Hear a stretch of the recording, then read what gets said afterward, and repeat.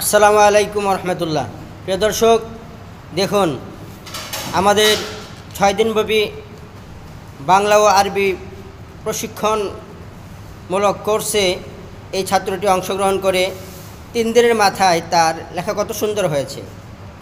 প্রথমে সে 3 দিন খাতা পূরণ করেছে, এখন বই পূরণ করছে।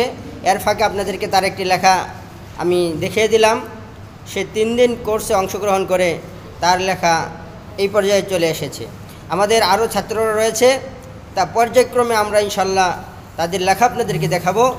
যদি আমাদের এই লেখাটি বা ছাত্রের এই লেখাটা যদি আপনাদের ভালো লেগে থাকে, তাহলে অবশ্যই আপনারা একটি সুন্দর কমেন্ট করে দিবেন। আর প্রয়োজনে সবার সফলতার স্বার্থে, কল্যাণের স্বার্থে আমাদের এই চ্যানেলটিকে সাবস্ক্রাইবও করে দিতে পারেন। আপনারা দেখতে থাকুন এই ছেলেটি কত সুন্দর করে এখানে এই লেখা লিখতেছে। সে একটা বাণী লিখেছে, অতি বৃষ্টি যেমন বন্যার কারণ, ঠিক তেমনি অতিরিক্ত বিশ্বাস। কি লিখেছ? এই যে একটু এদিকে মাত্রা সরাও তো। কান্নার কারণ লিখবে। হ্যাঁ, ঠিক আছে, লেখো কান্নার কারণ। এই দেখেন, এই হচ্ছে তার এত সুন্দর লেখা, হাতের লেখা। ছেলেটা আসলেই এই 3 দিন আমার মনে হয় খুব মেহনত করেছে, খাতাটা খুব সুন্দর করে পূর্ণ করেছে, তাই ওর হাতের লেখাটা দ্রুতই সুন্দর হয়ে গেছে। ইনশাল্লাহ আমরা বাকি ছাত্রদেরও পর্যায়ক্রমে আমরা ইনশাল্লাহ হাতের লেখা আপনাদের সামনে প্রদর্শন করব। আপনারা আমাদের সাথেই থাকুন, দেখতে থাকুন।